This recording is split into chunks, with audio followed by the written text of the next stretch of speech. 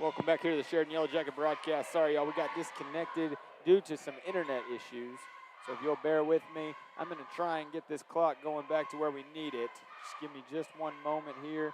I'm going to let it run until we get to where we need it. We got 7 minutes, 45 seconds left actually in the third quarter.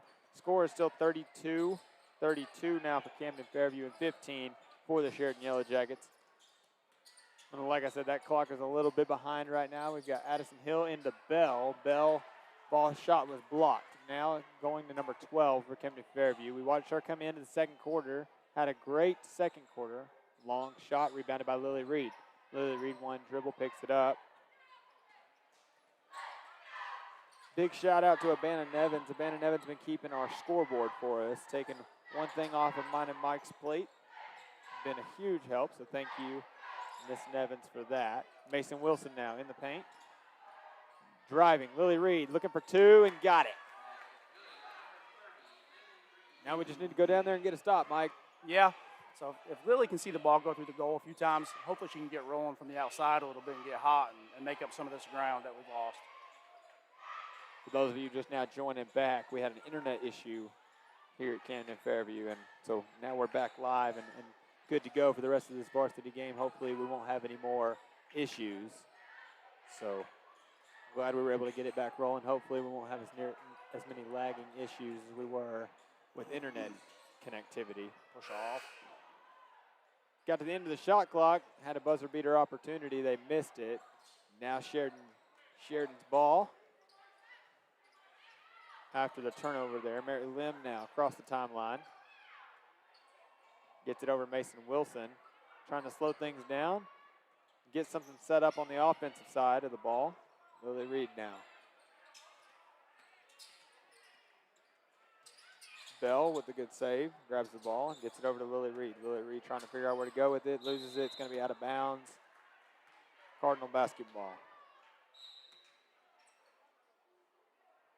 Lily kind of got over in the corner against these two tall girls, and they got those long arms poking the ball out on her.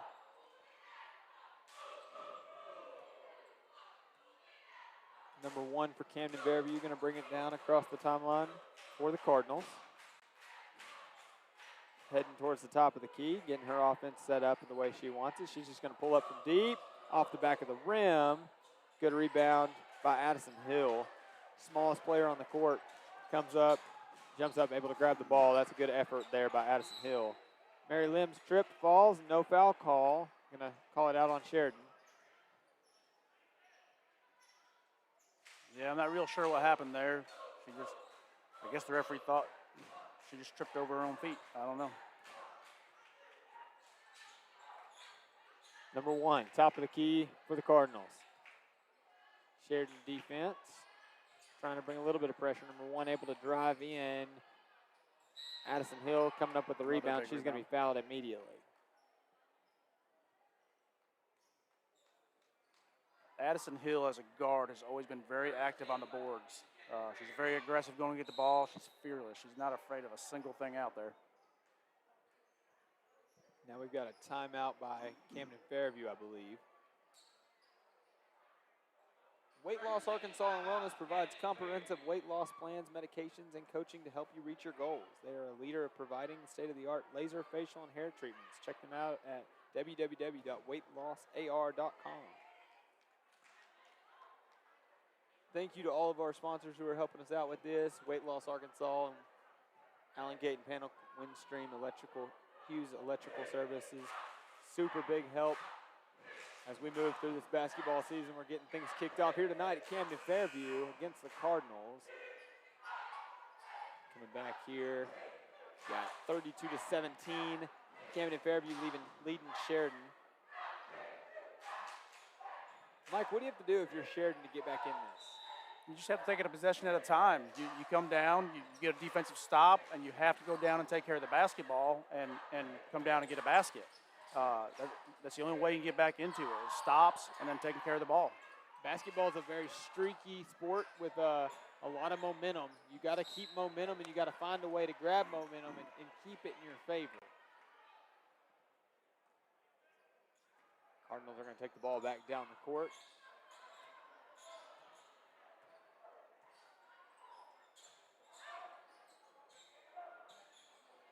swinging it over. 3 attempt by number 1 is up and good.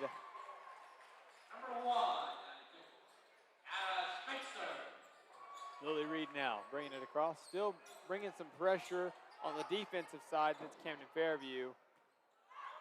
At this point, they're just trying to avoid fouls. I think they're not putting a lot of pressure. They're just trying to slow us down and stretch the clock out. The pressure came early in the game, which really got in their heads and kind of slowed them down a lot. Now Mason Wilson on the block. She's got to finish it, and she does. Great finish by Mason Wilson.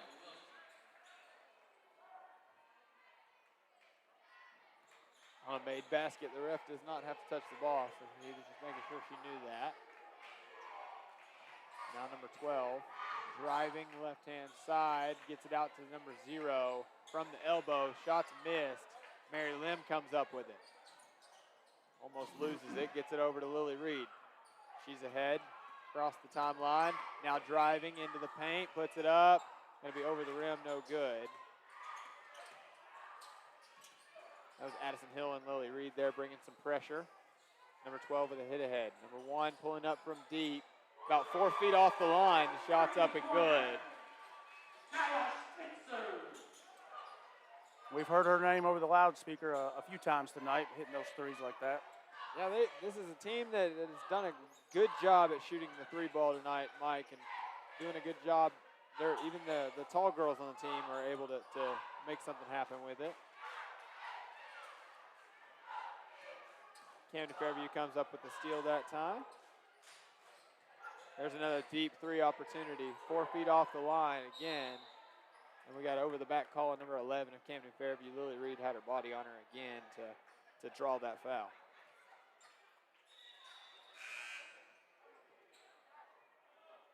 The Lady Jackets sporting those team shoes, Mike. Yeah, this is the 2nd year in a row they've done that. They had, I think, some pink shoes last year. Oh, yeah? Yeah. I always enjoyed watching and seeing team shoes. It just looks so uniform out there. I'm sure we will not see that with the boys team, but it's nice to see it with one of them. Mason Wilson trying to regain control. Throws it ahead, going to be stolen by number 12. She's going to drive, kick out. Number 24 overshot that one. Offensive rebound. Kick out number 4. And Addison Hill is going to knock that one out of bounds and give the Jackets time to set up a defense. That's Addison staying very active, 19 points down in the 3rd quarter, and Addison is staying extremely active on defense, and she always does. She's a hustler. Yeah, and you can see it. You know, you've watched her. She's been all over the court tonight, and she'll continue that throughout the season, no doubt. Number 4 was kind of driving left-hand side, decided to retreat dribble, bring that back out. She's looking for somewhere to go with it. She's going to drive, kick back out. Now it's number 2. Haven't seen much of her. I think this is her first quarter to play. Mason Wilson there bringing some pressure, coming up with a good steal, forcing the shot clock violation. Good defense there. Great defense by Mason Wilson. You talk about number 2. That's another one that comes in, and I think she's taller than anybody we have on the floor. Yeah, and that's height has been an issue tonight on our end of the ball. You know, we don't bring a lot of height to the table, but you know, it's about effort and how you can get around playing that height, Mike. And you just got to take it to them. You know, you have to out hustle them. You have to put a body on the boards. You know, you just got to be mentally and physically tough against them. Mason Wilson gets it over to Ella. Now Lily Reed, kind of a lob play. Mason Wilson had the ball there. Shot was blocked. Now we got a jump ball. Is there number 32 versus Bell? And Sheridan's going to keep the ball here. Inbounding from the baseline this time is Ella Williamson. Sheridan trying to set up something to get the ball in. They're going to get it to Mason Wilson there on the right-hand block. Lily Reed driving 1-foot floater in for 2. Good drive and a little floater there by Lily. That was very nice.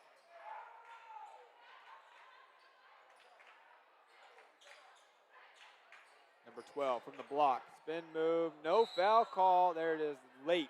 Very, very late foul call. There's going to be a blocking foul on Mason Wilson. Well, and it wasn't the initial block, so he gave her the initial move. You know, Maybe should have called it then. Maybe it could have been an offensive foul. She kind of went into Mason. But then once Mason got on the ground, you can have a foul called on you when you're laying on the ground. And that's what it was. Mason was laying on the ground and tripped that girl up, and so they call a foul on her. That's Sheridan's first team foul for this quarter.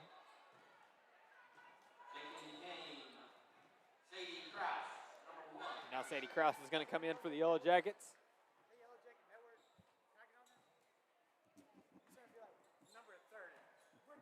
And we got number 12 shooting her second free throw. It's up and good. 39-21 now our score. Mason Wilson going to bring it down, give it over to Ella Williamson. Let her bring it across the timeline for the Lady Jackets. Trying to get something set up. Breakbill's trying to tell his players where he wants them. Sadie Krause now. So what you're looking for from Sadie here, Sadie can light it up from outside as well. She's a great shooter. We might have it. Oh, that right there might have been the first opportunity. She got it. You know, this is her first time getting in the game. Lily Reed from deep. It's up and good. Great shot by Lily Reed. There's that quick release, and she gets it away quick, and that one's on the money. Yeah, it comes at a crucial time, Mike. Now down 15. Got to get a stop and get back down on the other end of the court. Just keep your hands straight up. Now, whenever the ball's in front of you like that, you got to try and force those jump balls. Good defense by Sadie Krause. Keeping her hands straight up. Great job. Ella Williamson now, top of the key. Gets it to Lily Reed, driving. 2 points for her. You can see the frustration coming from Camden Fairview players now as Sheridan begins to make a comeback, and we've got a timeout call, a whistle blown at least. Should have been a timeout. The clock just stopped. They were just rolling along, and the clock stopped. They shouldn't let this sub in right now because it shouldn't have been, unless she did call timeout, but I don't think she did. No, I don't think so. I don't think she. Well, it was her ball, so she could. I don't know if she could have called a sub timeout, just long enough to sub. And Lily Reed comes up. We got a foul on Camden Fairview, so it's going to give us a chance to get set with the ball now. Lily Reed's going to inbound it. We got 18.7 seconds left on this clock. 13-point deficit, and it is doable. Sheridan trying to play smart. Not going to pick up the ball until they have to try and preserve as much time. Now the clock starts with the touch of the ball. Lily Reed now. Ella Williamson, Mason Wilson from the corner. Now Lily Reed, quick release off the back of the rim. Sadie Krause is going to get a hold of it. Ella Williamson shooting for the buzzer beater off the back of the rim. Brings us to the end of the third quarter.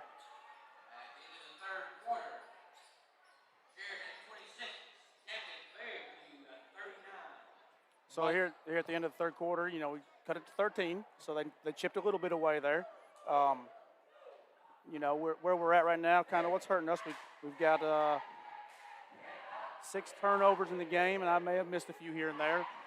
So, you know, not terrible with the ball, but we could have taken a little bit better care of it. I don't think that Fairview has near that many turnovers.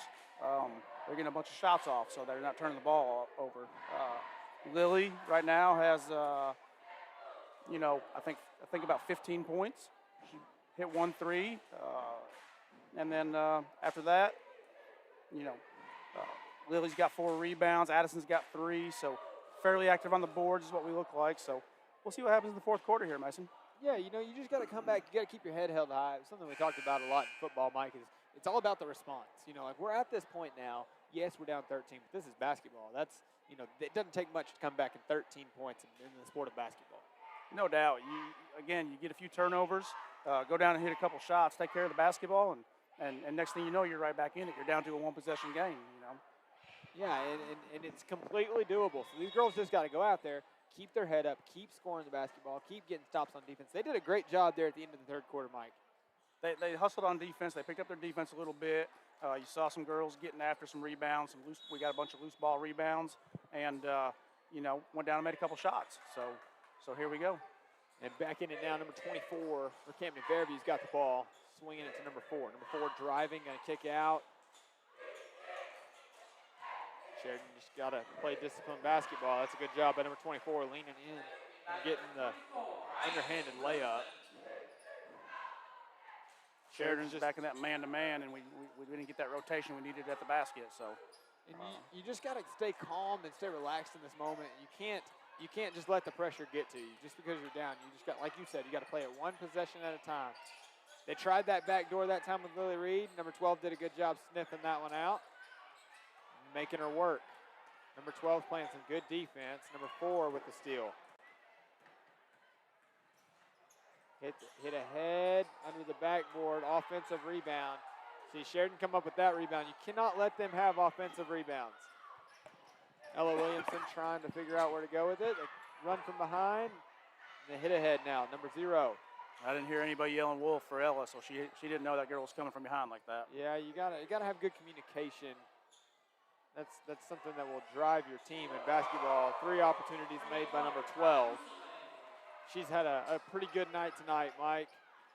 Yeah, ever since it was a 2-point game when she came in, and good luck, Coach. Yeah, it was a 2-point game when she came in, and it's been stretched out. You're back out to 18 points now. I mean, Sadie Krause shot was blocked, and then it came into Addison Hill, who just got that rebound there, and she was fouled on the putback opportunity. Addison Hill just all over the court tonight, Mike. If you were going to give the hustle award right now, it'd be Addison. She's been active all night long. 6 minutes, 20 seconds left in the 4th quarter. First free throws up and off the back of the rim. And Bell and Mary Lim are going to check in. Lily Reed's going to come out, and Mason Wilson's going to come out for the Lady Jackets. 44-26, our score now. That might be the last you see of them with 6 minutes to go in the 4th, unless we're going a little bit of a run. Maybe not.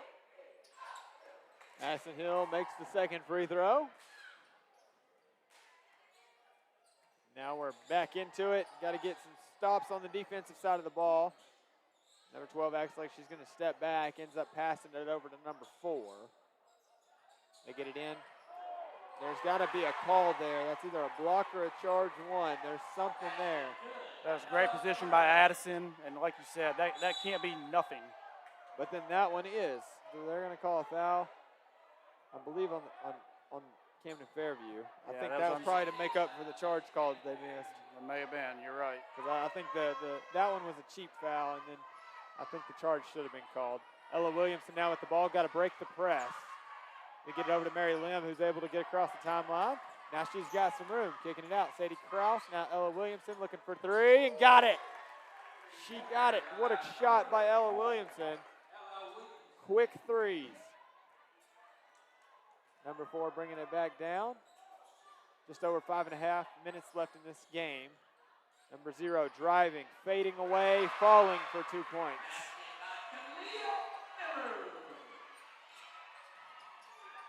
Ella Williamson over to Mary Lim. Mary Lim going in, Sadie Krause now. Bell looking for 3 from the corner. She got it. You see what happens, Mason, when you move the ball and get the ball going and really push the ball a little bit. Good things happen. You get them out, you get the defense out of control and out in space, and good things can happen. Number 11 there, she's so tall. Addison Hill is trying to play ball. All she had to do is stick her hands up. That's where the height comes in at a disadvantage. They get it over to Mary Lim. Mary Lim kind of driving, gets it to Sadie Krause. Pressure came. Mary Lim into Ella Williamson. Driving, looking for a layup. She got it. Got a timeout by Coach Breakville. Take this opportunity to thank our sponsors. We want to thank Windstream. Enjoy lightning fast speed with Kinetic Fiber Internet, a proud sponsor of Sheridan Jacket Ball.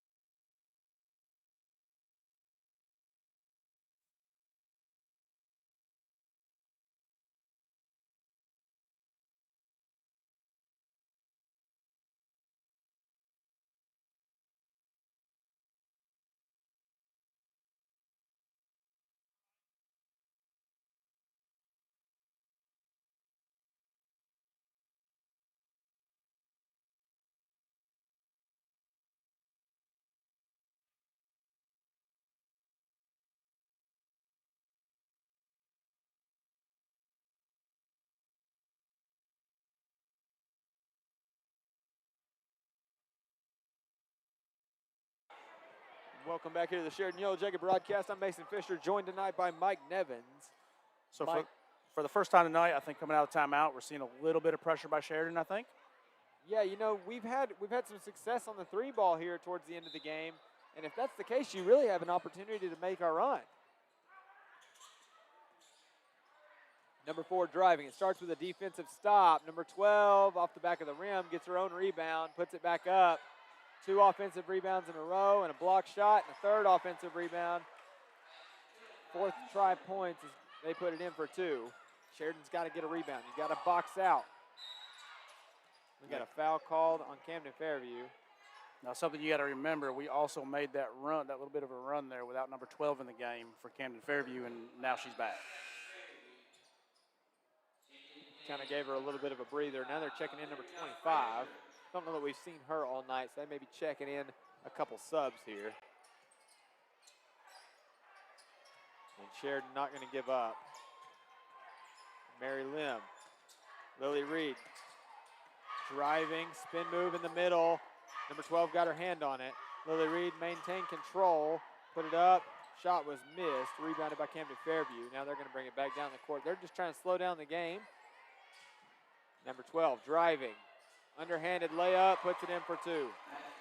She is so long. I mean, she just is long and smooth. Yeah, I mean, you know, and she plays a disciplined basketball game, you know. I say that as she comes up with the foul. But that was also a great slash by Ella Williamson there. And that's what you're looking for from Ella. She can be that I call it a true point guard. She's not looking to score off the first. She's looking to distribute. But she can get to the basket. She can shoot it a little bit. You saw she made a 3 earlier.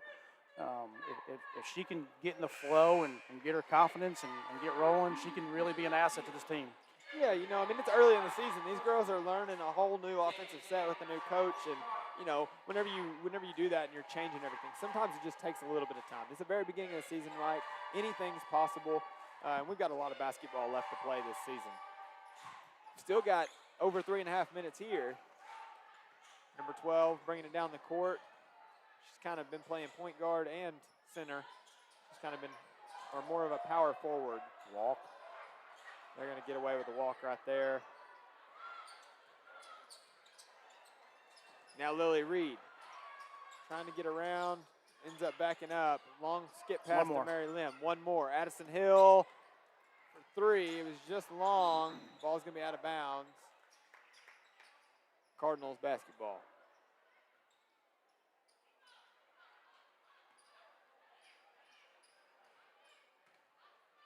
Number 24 going to bring it across the timeline now for the Cardinals.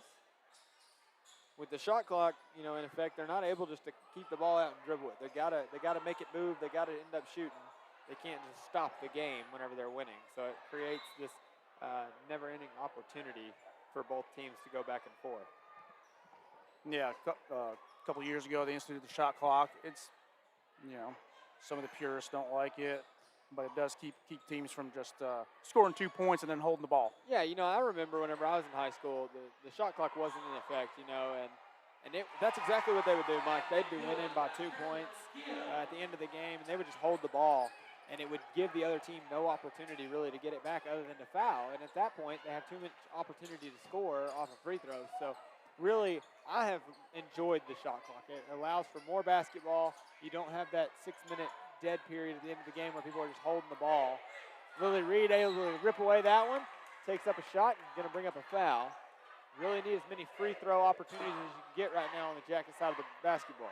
Yeah, so Lily and Addison, they're very active on the defense right there after Camden Fairview came up with a rebound there, and Lily was distracting her, and Addison came from behind and poked it out. So good heads-up play by Addison there, and for Lily to gather control and get a shot off.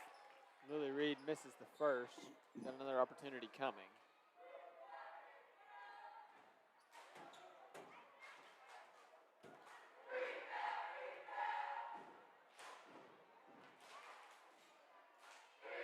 Second one's up and good.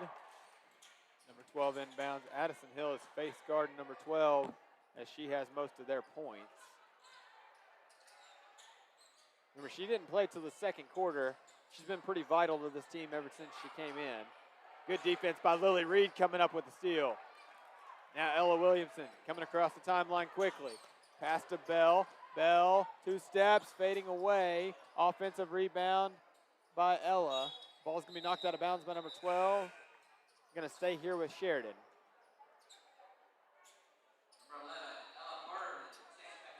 So the games I've seen this year, this is the most active that Ella Williamson's been on the court. It's refreshing to see her come in. Maybe she's starting to gather a little bit of confidence here working with the girls.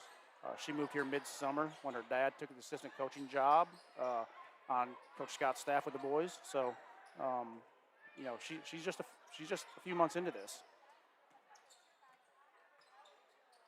Now Mary Lim. Ella Williamson had some room on the right. Gets it back over. Lily Reed from deep 3 off the back of the rim. Ella Williamson comes up with the steal. She tried to pass it to Lily Reed, and it came off the foot of one of the players. Now 24 is driving. Fake pass.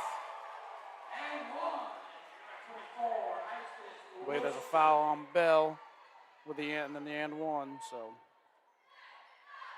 Yeah, this late in the game, Mike, you gotta play discipline and not foul, especially and give them an opportunity to convert for 3 points. It's a miss. Lily Reed's gonna come up with a rebound. Mary Lim now gonna rip around right-hand side. Got some room.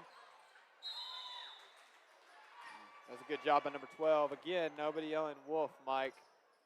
Yeah, I would love to see a little more communication out there with the girls, helping each other out. It doesn't sound like there's a lot of talking going on out there, and we really need that. Yeah, communication's key in this game. You have to know. You need to be able to know what every player is doing at all times, just based on what you're hearing them say. And tonight we're not really hearing a lot of communication coming from these girls. So. We'll need to pick that up moving forward in the season. Some of the best teams will almost annoy you with how much they talk on the court. Yeah, and you'll notice those are the teams, Mike, that are putting up a lot of points every game. And they're getting a lot of stops on the defensive side of the ball. Addison Hill almost with that reverse layup. They're going to have a foul on Lily Reed, kind of reaching over number 24. That'd be her second. To play a full game of basketball, Mike, and only have 2 fouls, she's done pretty good tonight. Well, and Camden Fairview shot a lot of threes, so when you shoot that many threes, you're not being aggressive going to the basket. You're not going to pick up as many fouls. You'll see games a lot of times where fans are yelling at the refs for not calling fouls, but if your team's shooting a bunch of threes, there's not a lot of opportunity to foul them. Yeah, you're exactly right. Number 24 there. Addison Hill with a steal. Ripping down, got a wide open layup. She's going to bring up 2 points. Good look for Addison Hill, now sprinting back on defense.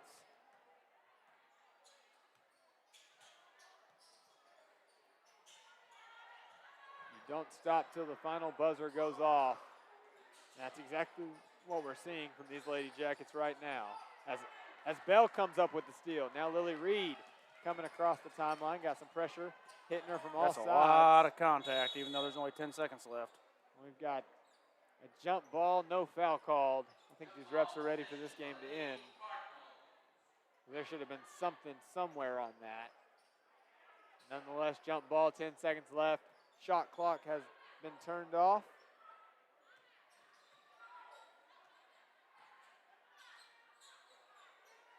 And they're just going to hold it. They're actually going to shoot it off the front of the rim. And that brings us to the end of the game, 58-38. It's going to bring us to the final. And the boys' game will follow this one. So, Mason, you end that game there with the girls.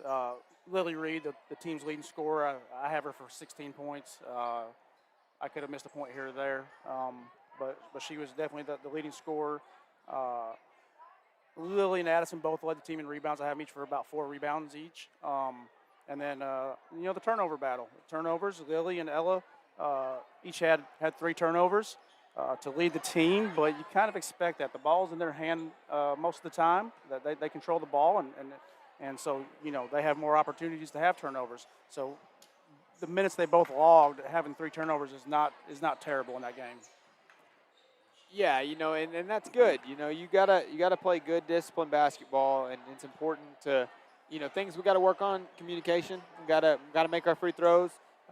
You do those things, you eliminate some of the turnovers overall as a team, and really you've got a solid basketball team. Yeah, they all know how to play. I've been very fortunate that most of those girls I've watched grow up, and many of them play since the 3rd grade. I get to I run our Jacket Ball youth basketball program, so I get to be a part of all that and see these kids grow on the boys and girls side, and to see the development of these girls along the way is really fun.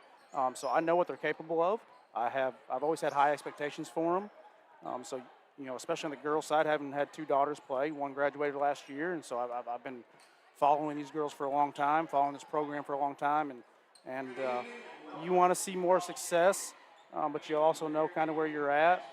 Like I said, Coach Ingram decided to step aside and go into administration after having a successful run, and now Coach Breakbill has the job of figuring out how to make these girls buy into his system and kind of like Coach Kelly had in football this year. You're bringing in a whole new culture and a whole new system. So he knows he's got his work cut out for him, but he's a hard worker, and I think he's going to be very successful here. Think of it like starting a new job, Mike. It's almost like a culture shock. You have to relearn everything you've already been taught. Whether you're coming into a job with more skills, it's skills from background knowledge of what you're doing. You still don't know how to use the softwares and all that you need to use for this new job. So it's creating a new atmosphere for these players that they've just got to adapt to and learn, and it just takes time. Nothing happens immediately.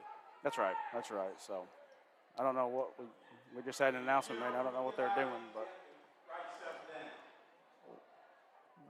they are doing a little presentation on the Camden Fairview side of the ball. We're going to take this moment to thank our sponsors. We want to thank Allen Gate and Panel.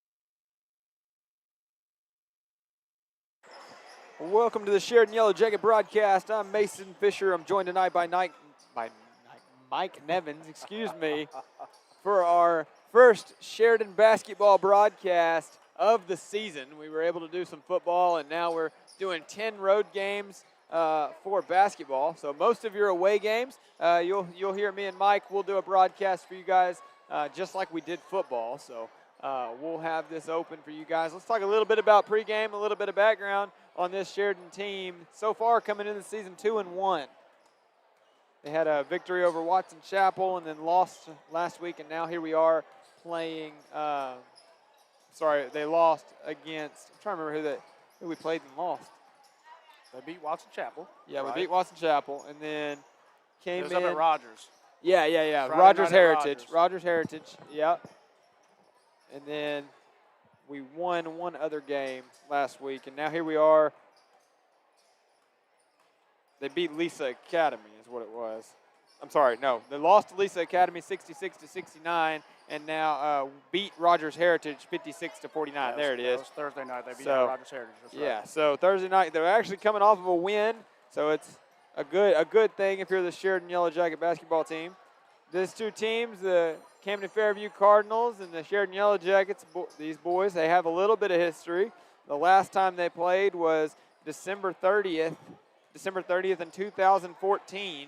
The Yellow Jackets were victorious 46-38. Overall in history, they're 1-5.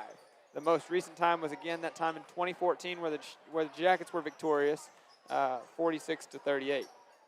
2014 is too long ago for me to remember. I'm sure I was probably there, but I was not there. I would have been 11 years old. Probably didn't know nothing about basketball at the time, and now here we are coming into this game.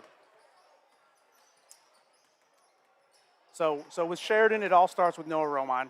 I mean, that's a given.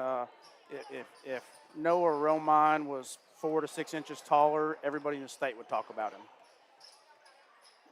He's a sharpshooter. He handles the ball. He's just an absolute workhorse for Coach Scott. Logs more minutes than probably anybody on the team, and rightfully so. You know, he's just such a hard worker, constantly moving, and at that size, you know, he has to work his tail off to get shots off. Well, and that's exactly what he does, Mike. You'll see him all over the court tonight. You'll see him. He'll have one of the biggest hustles that the Sheridan team will have to bring, and this guy, despite his size, will surprise you tonight. He's just tough as nails. Kind of like we talked about Addison Hill in the girls' game. Noah, I watched him last year get his head bounced off the floor, cut open, goes to the trainer's room, gets a little bit of glue and some tape on it, and he comes back out, and I think he actually hit a game winner in that game. So did you already discuss his stats there? I have not. Okay, no. So he's averaging right now 18.7 points per game, 5.7 assists. He's 39% from the three and 88% on free throws. He's got great stats here so far to start this season off, Mike. And like I said, it all starts with him. As he goes is how this team is going to go. Kind of like we talked about Lily and Ella. They have the ball in their hand a lot in the girls' game. He's going to have the ball in his hand a lot. So there's a lot of attention being paid to him. And we'll see what happens this year as teams, he's no longer a secret, so. Yeah. I mean, he's a senior now. People are going to know his name. They're going to know what he is. Talking about seniors and good shooting, Logan Ward right now is 50% from the three line.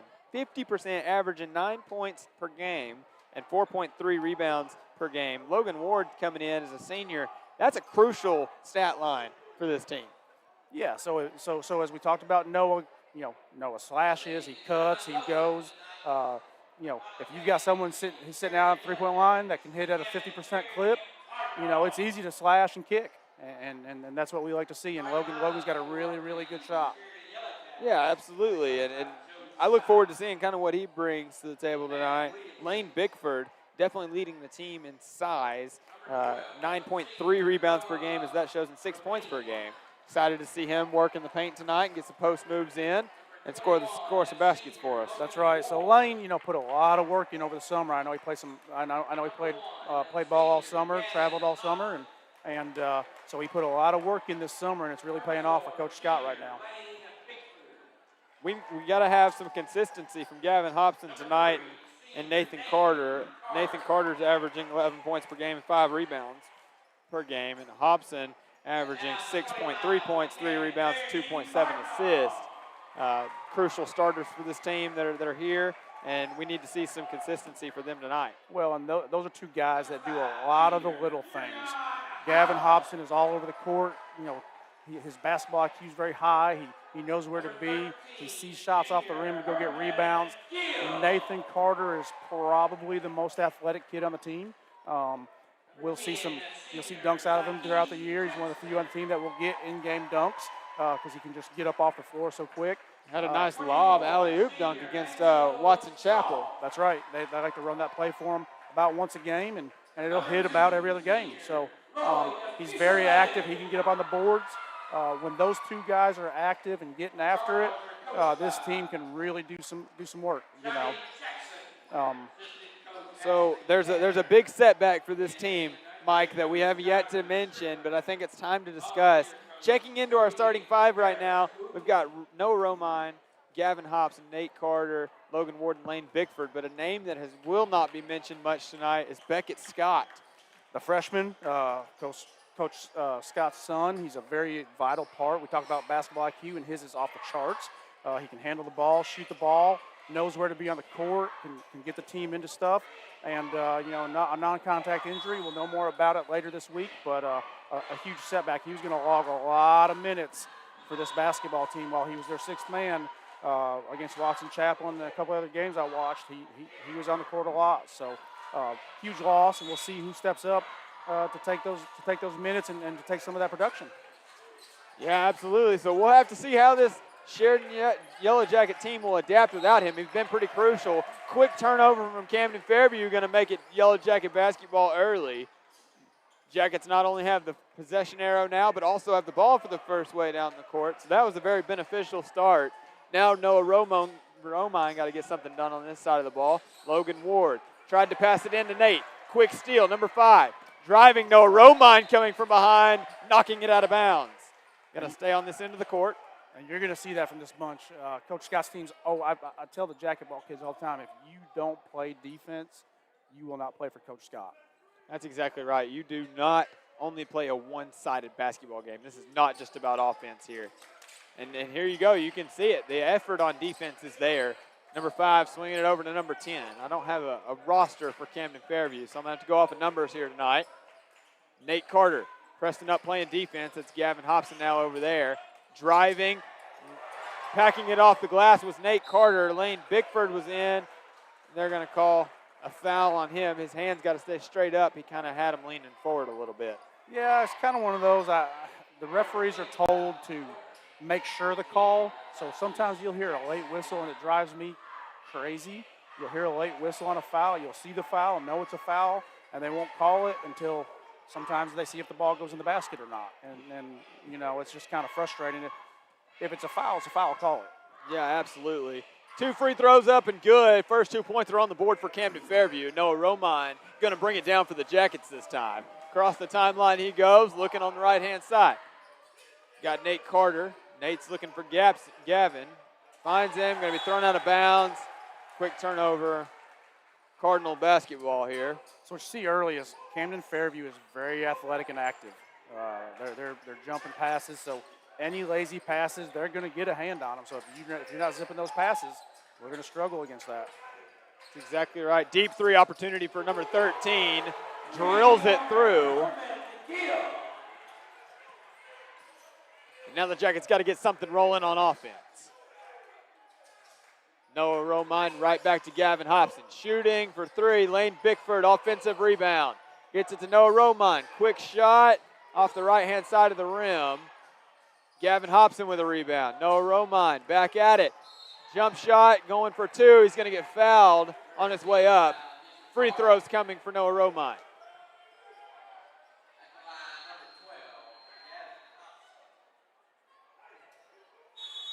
We got a 30-second timeout here by Coach Scott.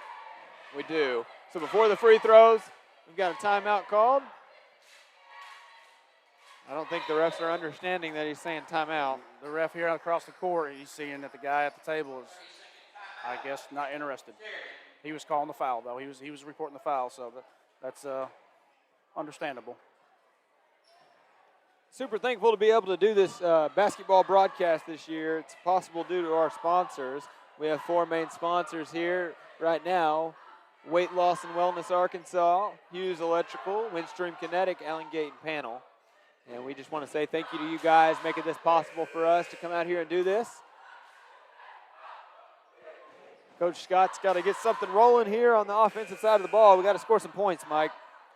Yeah, you've seen a couple open shots, and you wonder how much that long-winded presentation in between games. They waited until the boys come out to warm up and did a long presentation, and so you didn't get much of a warm-up. Usually you get about 10 or 12 minutes to warm up, and the boys only got about 6.5 minutes to warm up. So after sitting through the girls' game.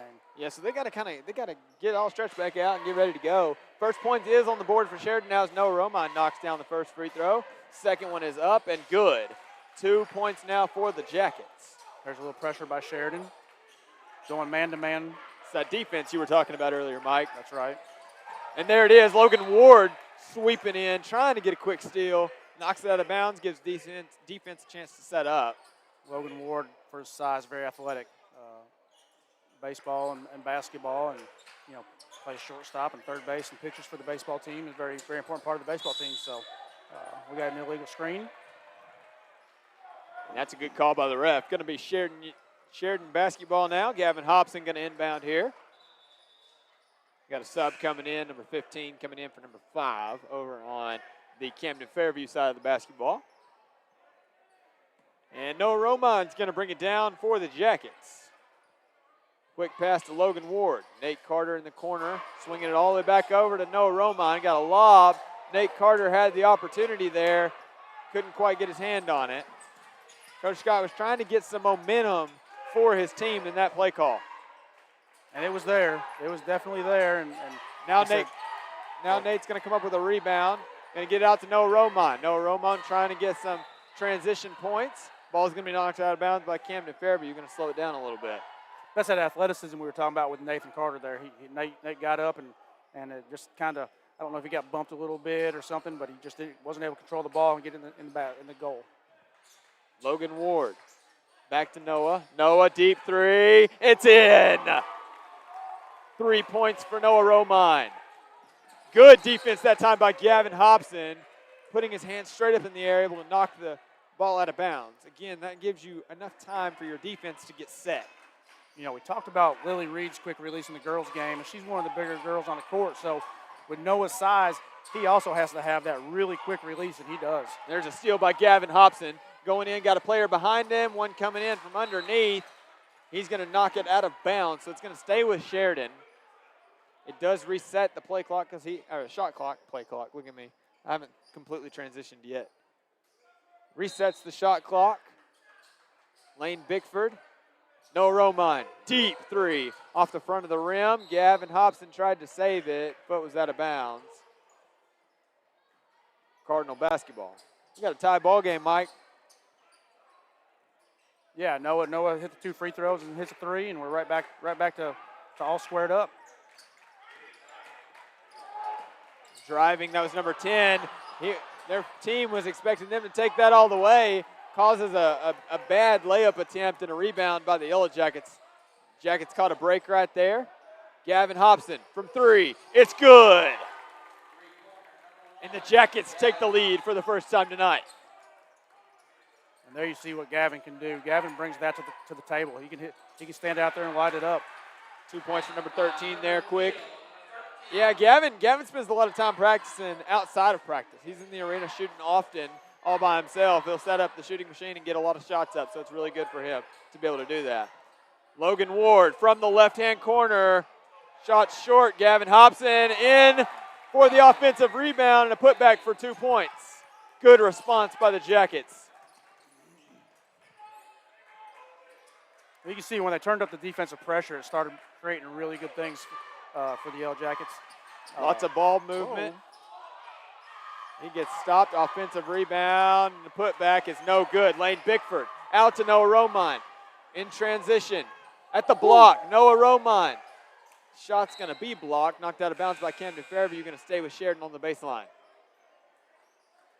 So here you get your answer to who we're going to try to see pick up some of that slack of missing Beckett Scott, and that's number 23, Ethan Anderton.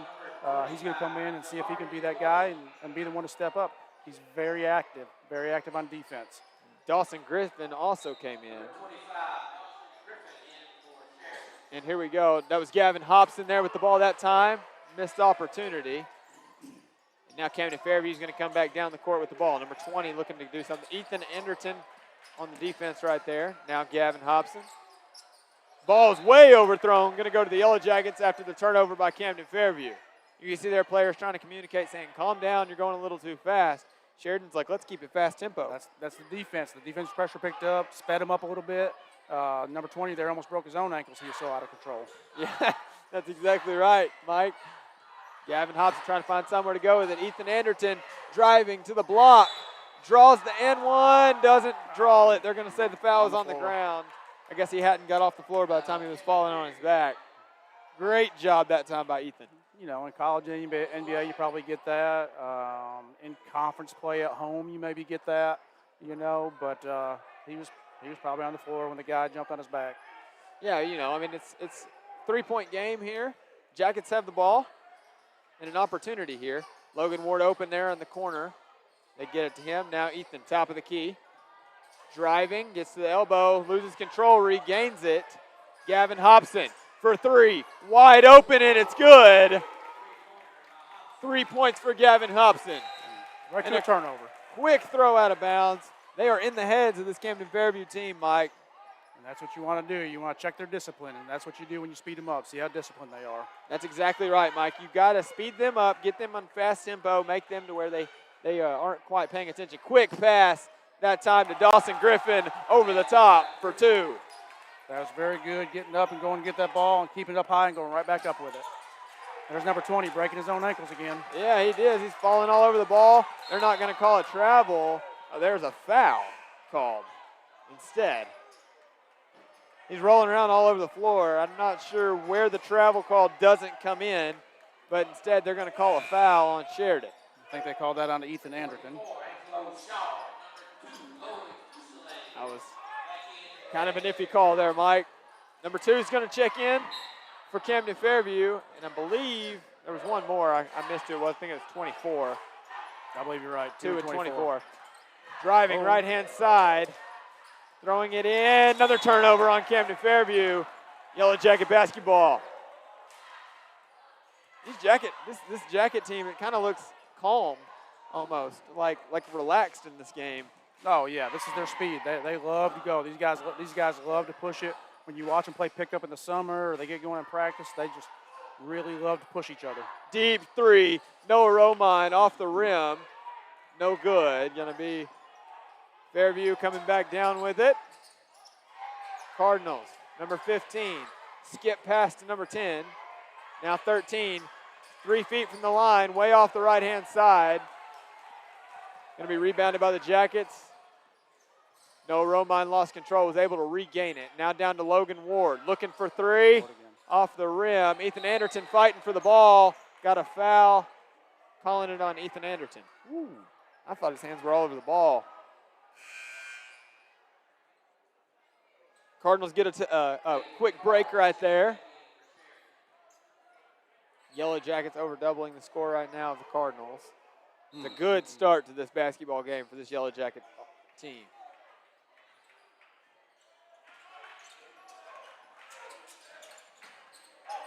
Number 13 throws a skip pass over to number 10. They're liking the skip to number 10. Going to call a foul, and they're going to count that as an and one. If it wasn't an and one earlier, it probably should have been an and one, but that was definitely a foul. Yep, I agree.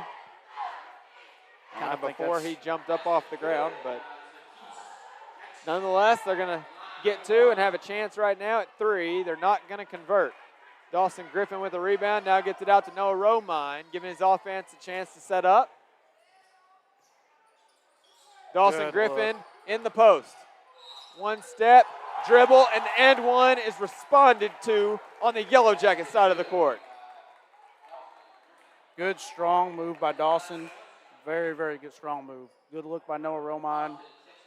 4 fouls for both teams right now. 1 foul after this point is going to result in 2 shots. at any point.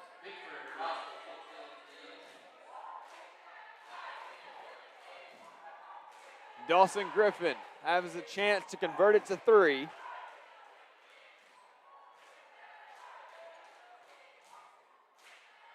here comes the shot from him. Up and good. That's something Coach Scott practices a lot with his team is free throws. It's been a lot of practice shooting those. 3 points, you got to be able to take them. Camden Fairview trying to get their offense set up in some way. Good defense that time by Lane Bickford, who came back in for the Jackets. Kind of in a 3-2 here. Yeah, I got a zone defense, deep 3, shot, no good. Number 2, able to come up with the offensive rebound. Pass is thrown off of number 2's hand and out of bounds. Another turnover for them. The ref's got to touch the ball there before we can, come back. Getting ahead of him a little bit. That's that fast tempo they like to stick with. Trying to run and gun. Gavin Hobson tried to get it there to the high post. Good job on the read there for the defense of the Cardinals. He kind of stared that one down. Yeah, he saw that one coming. Number 15 gets a good pass into the block. They're having to retreat out of there. Too much pressure by the Sheridan defense for them to handle. 3-2 offense. Gavin Hobson with a good contest. Offensive rebound made. And now Lane Bickford up with the rebound. Gavin Hobson now going to bring it across the court for the Yellow Jackets. Good pass that time to Noah Romine. Driving, dumping. Nate Carter, 2 points. Good assist by Noah Romine. 2 points up and good for number 13. Quick and fast after the made basket on the other end. Now the Jackets are going to bring it back down. They're looking now for the last shot. Noah Romine got a little bit of pressure. Gavin Hobson shooting. Good. 3 points. 5 seconds left on the clock. Here we go. Camden Fairview has a buzzer beater attempt coming. There it is. No good. Jackets leading the way. 23-11. Very good first quarter for the Yellow Jackets. You know, talked about wanting to see some consistency from Gavin and Nate in pregame, and what do you know, in the first quarter, Gavin Hobson has 11 points, made 3 threes in that first quarter. So, you know, comes out, he's on fire, he's shooting the ball well, and getting at, he's also, you know, tied for the leading rebounds. He's got 2 rebounds in the first quarter, so very active, very active first quarter for the Yellow Jackets. You know, and that's exactly what you want to see, Mike, and it's been a great first quarter. One that the Jackets should be proud of, but it's time to come back out and keep working and keep turning up. We got to keep getting more points. That's right. Yellow Jacket broadcast is sponsored by Weight Loss Arkansas and Wellness. They provide comprehensive weight loss plans, medications, and coaching to help you reach your goals. They are a leader in providing state-of-the-art laser, facial, and hair treatments. Check them out at www.weightlossar.com. One more quarter left till halftime, Mike, and it's looking pretty good right now for this Yellow Jacket team. Yeah, let's see if we can keep that energy up. I know, you know, they're late in the first quarter. We didn't get back in transition, and I know Coach Scott, and that's not going to make him happy. I'm sure that's the first thing he talked about when he came in the huddle at the quarter, is not getting back on in transition, you know. So, but that's the first time all night, and they've been working their tails off, and in turn, they got a 12-point lead. This boys team has played 3 games, Mike, and they've had 3 close ones. The Watson Chapel game came down to the last 10 seconds of the game. Lisa Academy, that loss was only by 3 points. And then Rogers Heritage, we won by 7. So it's been a tight year every game. So this is a pretty good lead to have here in the first quarter. Second quarter begins. Noah Romine bringing it down for the Yellow Jackets. Back door, Nate Carter, going to be blocked. It's going to stay here. There's 2 ways you can look at that, Mike. You can say, well, I just got blocked and put your head down, or you can say, hey, it's still our ball. Listen, you're going to get block shots around the rim, especially when we get into conference play. We play in the toughest conference. That 5A South is the toughest conference in the state, and you're going to have some nights where there's just some athletes on the court, and they're going to block your shot, and you just keep going at them. Yeah, absolutely. It's kind of like in the sport of basketball, you're going to get scored on. But you just got to go down the court and score on them. You know, you can't. It's just how the game works. You're not going to get a stop every single time. It's just you gotta respond well on offense. Like that. Logan Ward gets blocked, comes up, grabs the ball himself. Now he's driving. Going to kick out to Gavin Hobson. What you're seeing is Camden Fairview has kind of stretched their defense a little bit coming out to the perimeter. And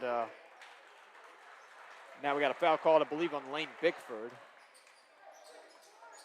It is going to be Cardinal basketball. A lot of effort there on the offensive side of the ball. I'm going to come back and see some on defense. Got a 1-2-2 defensive setup here.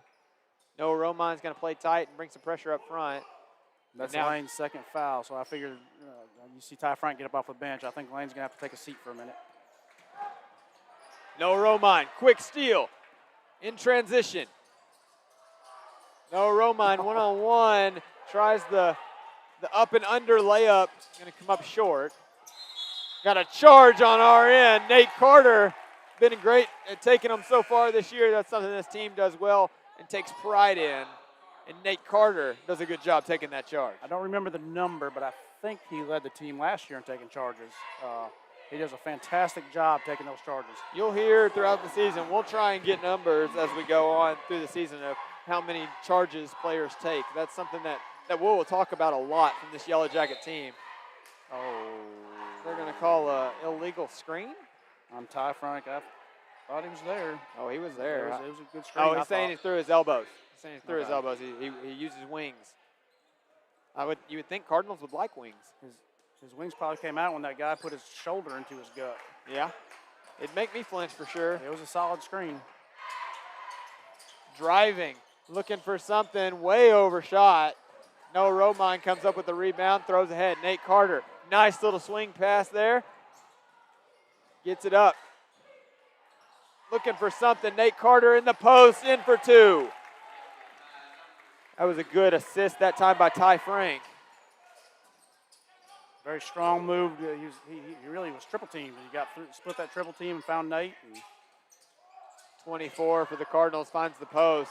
Comes up short, no good. Now Noah Romine's able to bring it back down for the Jackets. No points scored for the Cardinals yet this quarter. Hobson, shot three, overshot it. Might have been a little bit of a heat check there just to see just how hot he was. Yeah, I mean, you're ahead. If you've got an open shot, go ahead and take it. Now Logan Ward in transition. Got the room. Layup, no good. He kind of was chased up from behind, had some pressure there. That's kind of one of those bunnies you really want to have. Yeah, you kind of need those. Now number 10, trying to get the momentum for the Cardinals. Going to be no good. We've got buzzers going off. Not really sure what's going on in here. I don't think that was planned. I think whenever things like that happen, it's supposed to be a jump ball. And I think that's what Coach Scott's kind of signaling to him right now. The unfortunate part about that is it was Yellow Jacket basketball, and now we're going to lose the possession arrow. Yeah, we had a fast break. Oh, actually, we're going to gain the possession arrow. We're going to lose the ball. Due to facility issues, the Cardinals are going to get to take over the ball. That's twice now. You know, that's twice now in 2 games that Sheridan's been on a run, and an inadvertent buzzer stops the clock and stops the game, and they bring in a sub. Yeah, Coach Scott trying to figure out exactly why his team doesn't have the ball, and now he's communicating with the refs trying to figure that one out. I'm not sure that they know, Mike. And Coach Scott's going to say, all right, well, let's play some defense then. Here we go. Sheridan Yellow Jacket defense. Noah Romine on the ball now. 13 got an open three. Going to be off the rim. No good. 15 with an offensive rebound. 2 offensive boards now. Ball's going to be out of bounds. One of the Sheridan players knocked that one out. And Dawson Griffin's going to check in. Going to take out Ty Frank. That's some good minutes from Ty. We got to play, got to give him some pressure, and we got to box out after a shot's been made, no matter where it's coming from. Looks like a 3-2 defensive setup, trying to set up traps, creates a turnover. There's that turnover. There's that defensive pressure, speed him up again, and cause the turnover.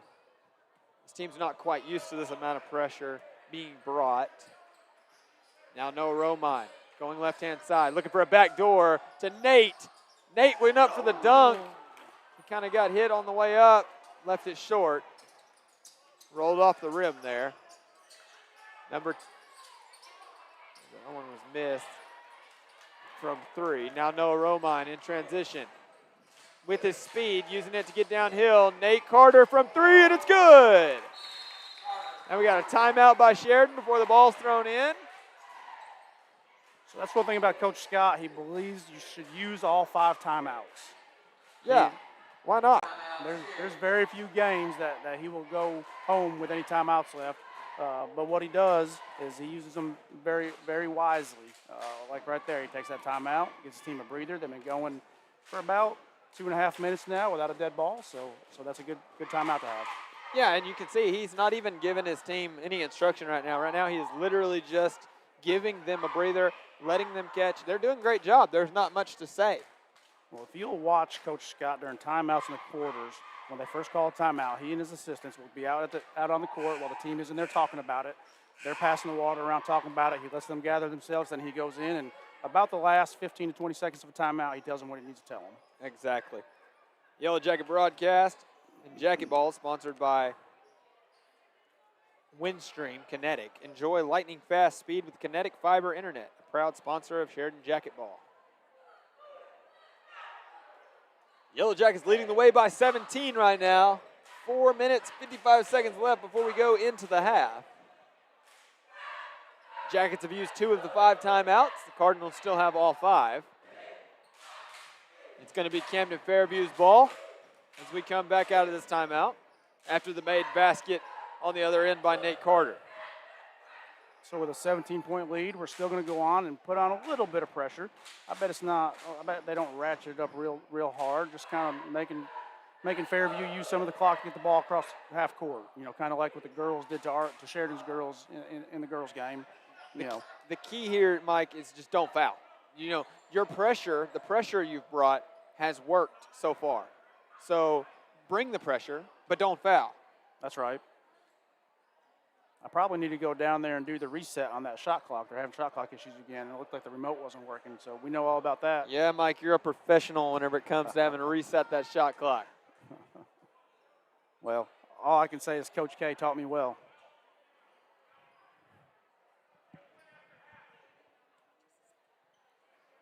So here we are. They're over there trying to figure out what they're going to do with the shot clock. 2 of the 3 referees are at the table now. And that's what they're doing. It looks like she's punching on the keypad a little bit, trying to figure out how to reset that remote control. As with all wireless connectivity, you sometimes can have issues. Now we got some communication going on. Still trying to fight that shot clock issue. We'll take this opportunity to thank our sponsors. We want to thank Hughes Electrical.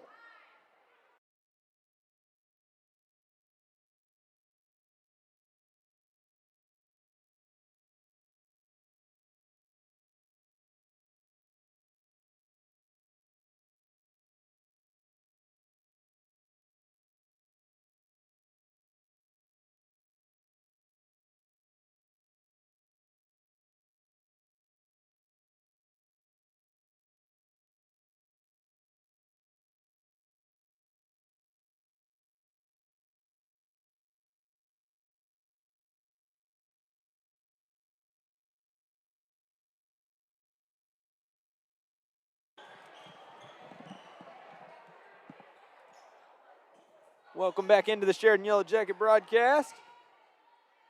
Camden Fairview basketball after the shot clock was fixed now. We think it was fixed. Okay, there it goes. There it goes. Now it took it a minute to get started there. Talk about an illegal screen. Gavin Hobson just got his head knocked off. Going to stay with Camden Fairview after Sheridan knocks it out of bounds. Gavin Hobson still trying to recover from that one. It would have been an illegal block in the back in football.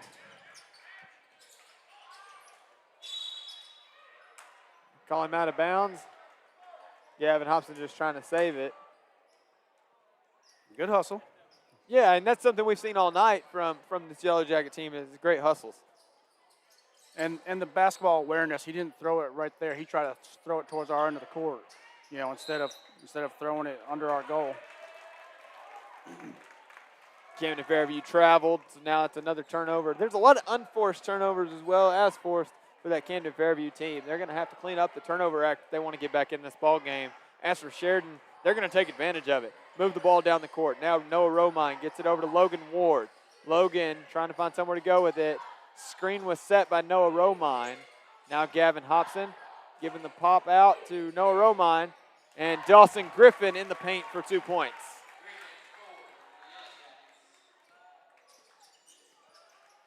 That's 7 points for Dawson. He's having a pretty good little game. And now you can, I'm not sure if you guys can hear it, but the bench for this Jacket team is chanting defense. And that's the communication and the cheering that you need on your team. Clearly it works as they force another turnover. Logan Ward comes up with it. Now they hit ahead to Gavin Hobson. He almost steps out of bounds, had to kind of check himself, but he didn't. Noah Romine figuring out where he wants to go with it. Goes right-hand side, now to the left. Kicking it out. One more, now to Noah Romine back in the corner, looking for three, turn around, and that's 3 points for Noah Romine. What ball movement was that? That was very, very good ball movement all the way around to the far corner, brought it all the way back to Noah, and he hit a turnaround three. Yeah, it wasn't even facing the goal and ends up coming up with three. That's one of those you wish you could replay it like 30 times just to show everybody again and again. That was a good little jump shot by number 13. Very Dribble quick pull off up. his feet. Yeah, that was pretty good. Now the Yellow Jackets are coming back on offense, getting something set up. They get it to Nate Carter, right back to Noah Romine. They were looking for the lob again. They were a different way. Instead, Noah Romine's going to take a shot. Dawson Griffin, offensive rebound, put back for two.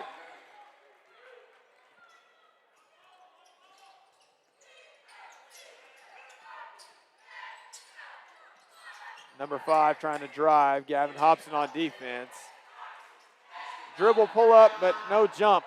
No jump in the shot. Come up with 2 points. Kind of got lucky on that one. Not much form to that shot. Nate Carter dribbling, gives it to Gavin Hobson for three. He's about 3 feet off the three-point line and lets it fly. That's what practicing and getting up all those shots will do for you.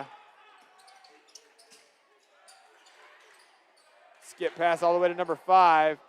Gonna have I thought he was gonna drive and shoot it. Kicks it out to number 10. Floater attempt. Good block out, Dawson. No good. Dawson Griffin gets the ball out to Noah Romine, and now he's tripped by number 2, and the foul's called.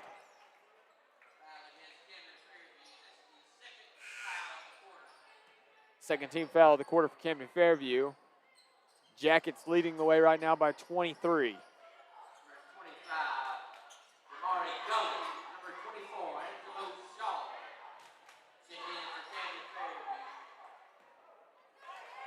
So as good as he's playing, I think we're going to see a little gut check time here for Dawson Griffin.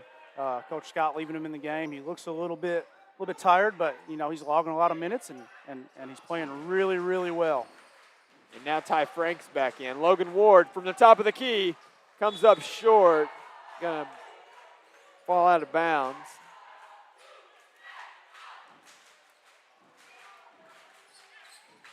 Now Camden Fairview is going to come back in it. They're trying to get something positive out of that. That was a shot, came up short. Now they're going to call a foul on Ty Frank, I believe. It is on Ty Frank. So here's what happens when you're very active. Ty Frank is extremely active. He's been a very athletic kid growing up.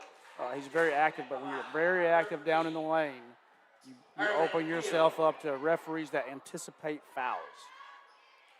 Yeah, and if they're anticipating them, all you got to do is have one hand down, and it's going to be a foul automatically. It doesn't matter if you're actually grabbing their arm or not. They're going to call a foul just because your hand's down.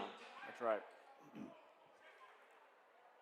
of course, Ty, when he jumps, he's swatting at the ball, trying to block it. So when you make that swatting motion, and they're looking to anticipate a foul, they're going to call it. That was Lane Bickford there with the rebound after 2 missed free throws from Camden Fairview. Noah Romine gets it over to Ty Frank.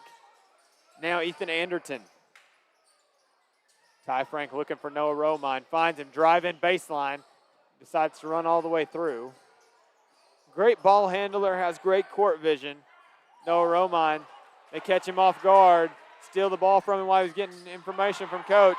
He misses the layup, and gives it right back to Noah. Now Noah, time to make it work. Go give him one back, Noah. Yeah, Noah just kind of turned his head a little bit to see what Coach Scott wanted. And Ethan Anderson from 3. Offensive rebound by Ty Frank. Tries to put it back up and gets fouled.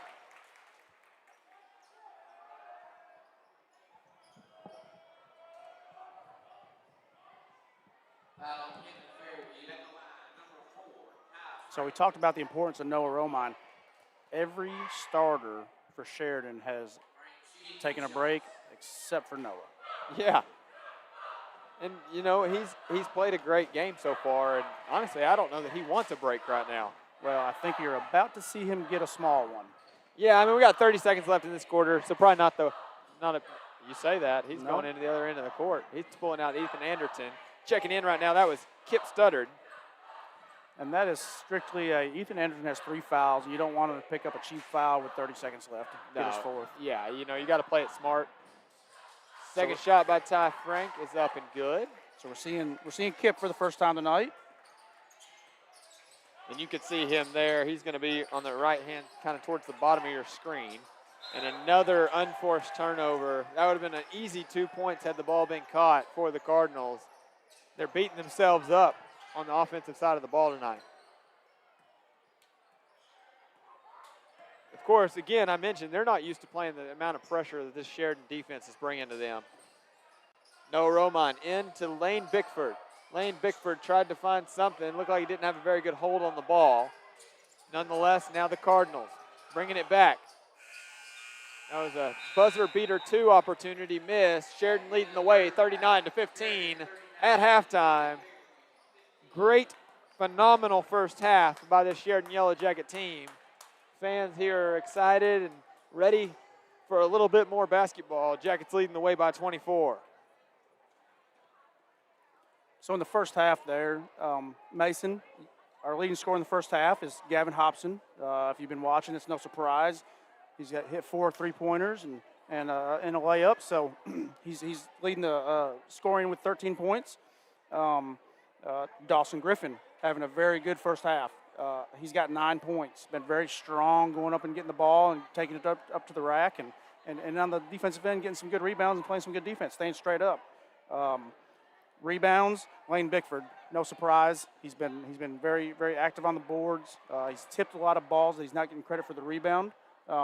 But he's got 3 rebounds in the first half, and so he's doing a good job being active on the boards. And Noah, you know, being the catalyst of it all, he's got 3 assists. Something that I've done, Noah, is probably not paid close enough attention because I have us for 0 turnovers, and I don't know if that's possible at the speed we play at. But there's been several times where, you know, it's just kind of a bobble here or there. I'm sure we have some turnovers, but our turnover ratio compared to Camden Fairview is probably way up because we've caused a lot of turnovers. Yeah, doing a great job on the defensive side of the ball. You kind of mentioned it at the very beginning of the show. You know, it's all in, you know, this defense. You will not be caught sleeping on Joe Scott's defense. You are going to be ready. You're going to be alive. You play both sides of the ball. You do not come down here to rest and then go get points. Your points will come off of good defense.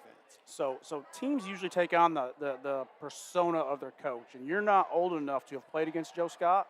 And I'm a good bit older than Coach, but we used to play some basketball, pick up basketball in the mornings at Landmark Church, and Joe would start showing up after he got out of college, and you know, it almost wasn't fair because he just wanted to go, and that's what his teams do. And you see that a lot with teams that are coached by guards. You know, Coach Scott was a point guard and got after it on defense and really wanted to push the ball, and that's what he likes to do. So. Well, and those of you that watch, he's got 2 sons that play basketball. Beckett is a phenomenal guard, and Cohen is younger, and he's growing up. And watching him play the other night, he plays middle school. He's a 7th grader right now. He's a pretty good little 7th grader. Watching him handle the ball. That's right. He plays 7th grade. He does. I think he plays the first half in the 7th grade games, and moves up and helps the 8th graders out. So, yeah. You know, and you can see his roles. You know, you can tell that his dad's a coach, and because his role changes for each team. For the 7th graders, he's got to be their leading scorer, and for the 8th graders, he comes in and more controls the ball and takes the open shots. So, you know, he was hesitant to move Beckett up this year, and the reason behind it was, he wanted to make sure that he was going to be a vital role to the team. And, he did a lot of looking. He kind of had him up on 7-on-7s. He pulled him out for a little bit, and the team came back to him and said, no, we need him to play up. We need Beckett. And so he did. He moved him up. Once you play a varsity game, you can no longer go back down and play ninth grade. It's over at that point. You're playing up for the rest of the year. And Beckett Scott was a vital role to this team. So we hope to get him back later this season. Hopefully his injury is able to get cleared up before too long. Mason, the thought process behind that is when you've got a guard like Noah Romine that's a senior, Beckett will probably get more out of practicing against Noah Romine every day than he would be down there playing with the ninth graders. It's just a give and take. You don't want to move a kid up if he's not going to see the floor because you want him to have that game time. But at the same time, if you can get him up there and he can be pushed by Noah in practice and learn some stuff from Noah, it's a big deal. Yeah, it's the same concept for your team. You don't want to play a lot of non-conference teams. Like, you want to play some non-conference teams that are lower than your level, but you also want to play a few that are way above your level because that's how you learn. You got to play people that are better than you, and that's how you grow, and that's how you become a more disciplined basketball player, and that's how you find your way into growth and becoming a better player. Well, let's be honest. In our conference, again, going back to the 5A South, for the last 2 years, the state championship game was 2 teams from the 5A South.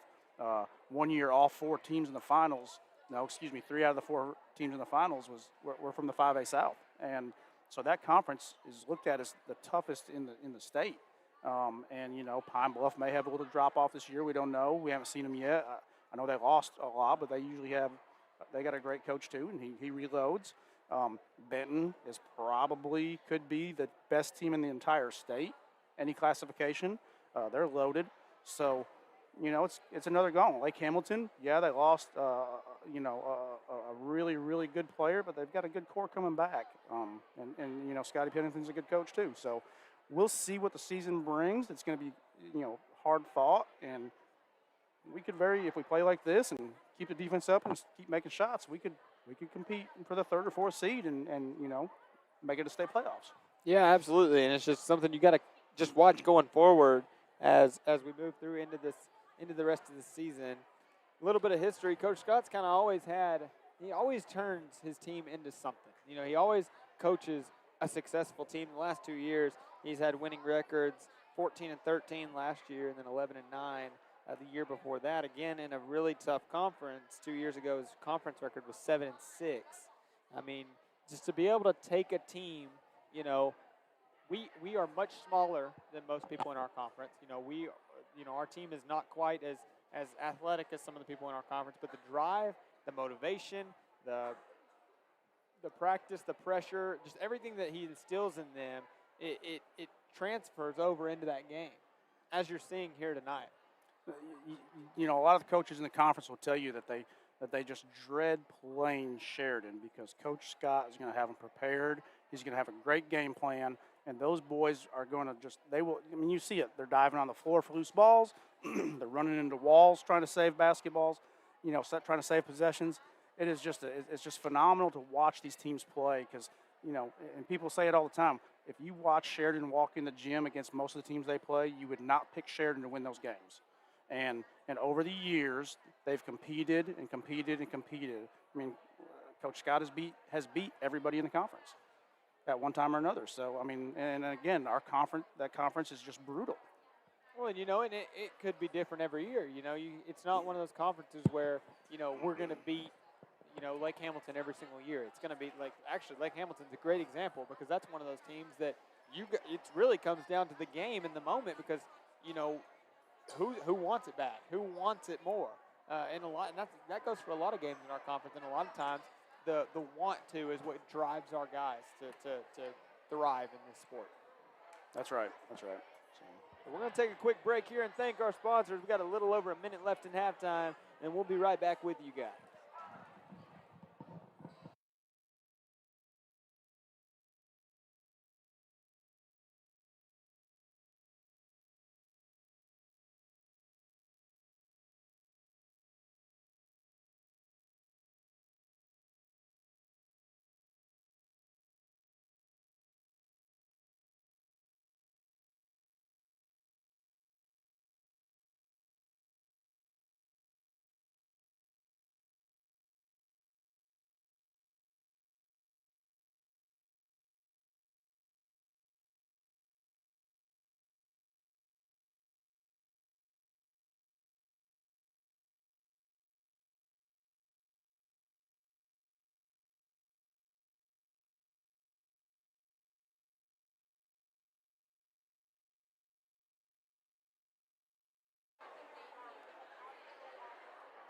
Welcome back here to the Sheridan Yellow Jacket broadcast. I'm Mason Fisher. I'm joined tonight by Mike Nevins. Mike was our sideline reporter for football, so I'm so excited to have him here by my side tonight. Up here with a headset on, it's a little bit different feeling, isn't it, Mike? It is. It's a lot different. On the sideline, you're part of the action. You're down there. I'm following coaches around, trying to get any little bit that I can, and kind of reading the sideline and reading the crowd. And speaking of crowds, just like football this year, we had a great following even on the road. Went to Marion, went to Jonesboro, Mountain Home the other night. I bet we had 400 or 500 people there from Sheridan at Mountain Home the other night. That's a 3.5-hour trip. You're a Tuesday night here in Camden, hour and 20 minutes from home, and there was, especially during the girls' game, there was a big crowd here, and there's still a bunch of Sheridan folks here. So pretty close to 100 here tonight, Mike. Oh man! Right back into this. I didn't mean to do that. I'm sorry. I'm telling you, I gotta get my mind out of football. Did that for 12 weeks straight. Now I'm switching over to basketball. Now we got a foul right out the gate from Camden Fairview. Yellow Jacket basketball on the baseline. Get it to Lane Bickford. They knock it out of his hands. They're going to get a quick opportunity here now in transition. Good shot fake that time by number 5 and able to lay it in for 2 points. Sheridan's got to come back here and respond to that. Now Noah Romine. Pressure being brought now by Camden Fairview, trying to now apply that pressure that Sheridan's been playing. Logan Ward looking for 3 off the front of the rim. Now in transition, Camden Fairview driving the block. Number 5 is the same person that scored last drive. Number 2, offensive rebound, put back for 2.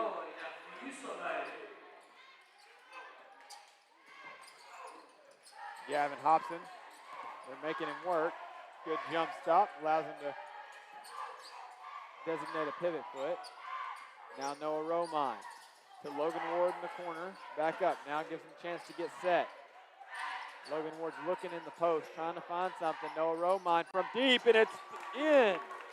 Good shot that time by Noah Romine. That might have been good from an NBA three-point line. It was long range. It was pretty deep. And it got out of there quick. Number 24 able to hold his pivot foot. Now he's got a one dribble pull-up off the backboard. No good. Number 10 loses it. It's going to stay on this side. I think Lane Bickford might have got a hand on it. We'll bring in Ty Frank and Nate Carter.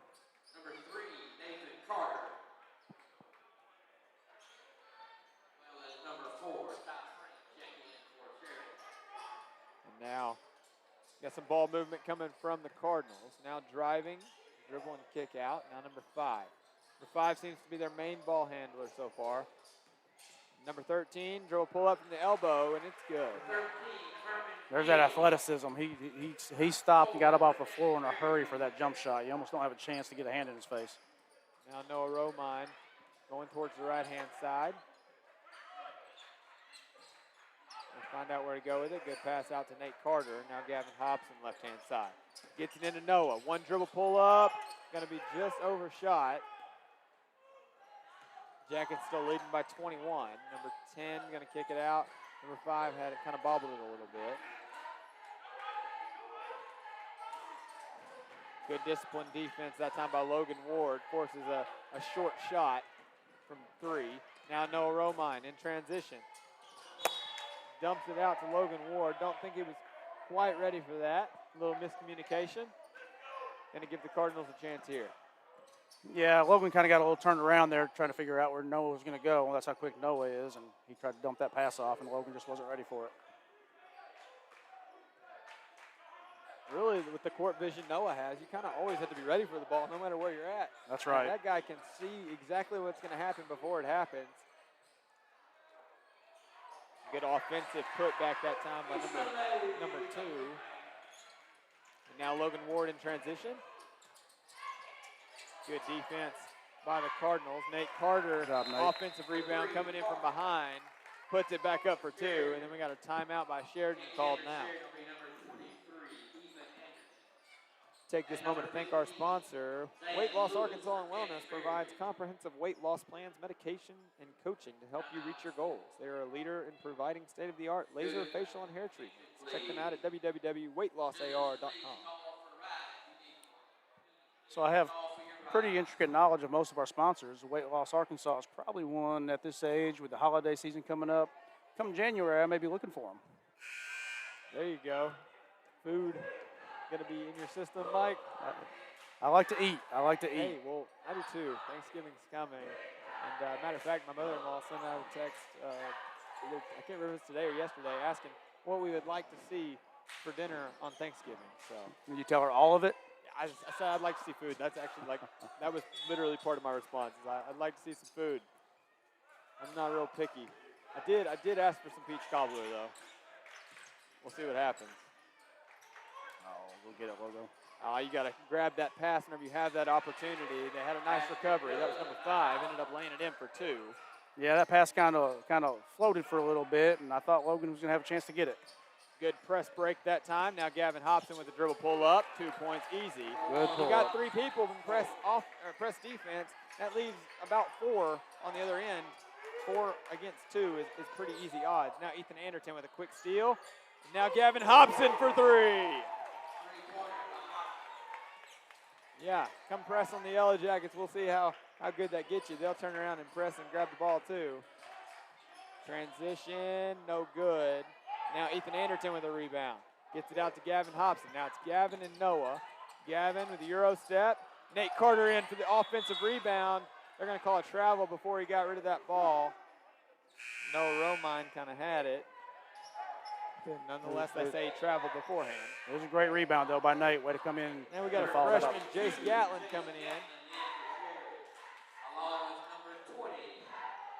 And Tavion Lee for the Cardinals. Yeah, I know Coach really likes Jace. They say he's got a lot of energy and can get up and down the floor. I'm excited to see what he brings to this Jacket team. Number 13, spin move. Gets his own rebound there. You gotta block him out and get a rebound. Number 10, driving, Euro step. Got a blocking foul on Noah Romine. So, and 1 call. That's his first foul. Yeah, first foul in the late, like halfway through the 3rd quarter. That's great discipline basketball. As much pressure as he likes to put on the ball, and as aggressive as he is, he's very disciplined on defense with his hands. Got 9 points so far. 11 points with the 2 free throws. Noah is having a phenomenal game. I mean, we talked about him at the beginning of the game. We knew he was going to be crucial in this game too. The press break here is just phenomenal. It's like running a football play. It's just so many moving parts. We got a charge on Ethan Anderton. And that's his 4th. Coach probably going to have to go get him. I guess he's gonna let him go. He may not quite realize that that's 4, but And it may only be 3. There was one earlier. I don't know if it was on him or on someone else, and I just thought it was on Ethan. Sometimes they just let him play because if they foul out, maybe they'll learn. Sometimes you got to have a learning opportunity. And it's easy to do that in a 22-point game. Exactly. That's exactly right. That's a ball right there you got to try and grab. No, this Cardinals team is trying to bring back something. I say that as they chunk it out of bounds. So another turnover on the Cardinals side of the ball. Well, he just got a tech on Gavin Hobson.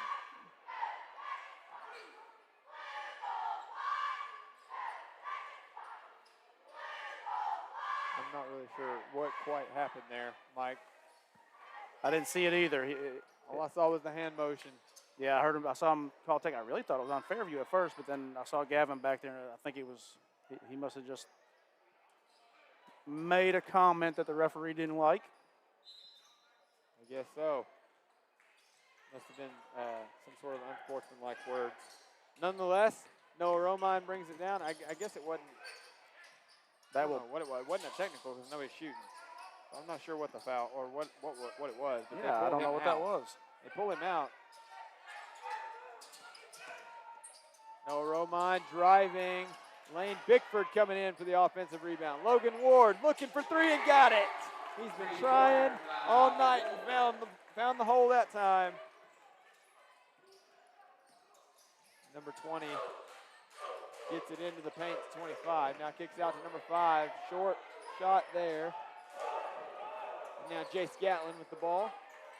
Gives it out to Noah Romine. Noah Romine speeding the game up, coming out to the paint. Logan Ward looking for a second, and he got it. What great rotation on that ball. A rhythm. We had a great view of that one right there, and you can see that rotation on that ball, and you can see it going in the whole way. We got a foul call coming in. That basket's not going to count. Foul's going to be on Noah Romine. His second.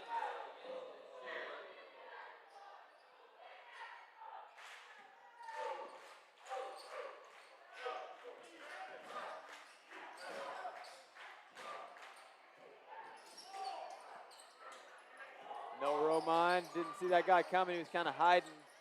Lane Bickford makes up for it and grabs it with the steal. You can see they're just kind of throwing their heads around now. Logan Ward looking for a third, and it's in. 3 straight trips. Has found a rhythm, Mike. He I think he missed 3 earlier. I think he missed 3 or Now 4 he's earlier. made 3. He was 3 in a row. 50% before the night. I think he's 50% now. It's like he gets on this streak and he starts making them. 2 points in for number 5. Well, I think he's found his spot. He's sinking down in the corner and getting that shot that he likes. Yeah, you know, and they're giving him plenty of room. I think he was planning that earlier in the game. He missed him on purpose. Later on, he could come in and surprise him. I thought he was about to go for another one. I was ready for it.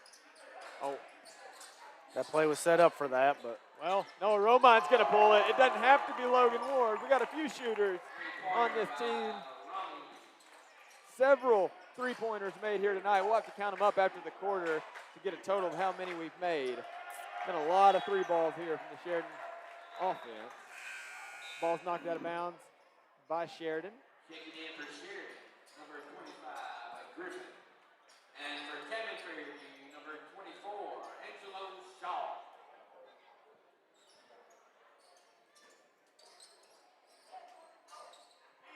Another ball's in, number 24. And the Jacket team is cheering their team on. Jace Gatlin got his hand on the ball. Got his hand on it again, forced a turnover. The freshman Jace Gatlin. Good work that time. Now Noah Romine's going to bring it down. Might be trying for the last shot here. shot clock's off, so they're going to, they'll take a good open shot, but they're going to try to hold it for the last shot. Logan Ward down to Jace Gatlin. Into Noah Romine. Going to pull it out, looking for Logan Ward, and a 4th, and it's there. 4 in a row for Logan Ward.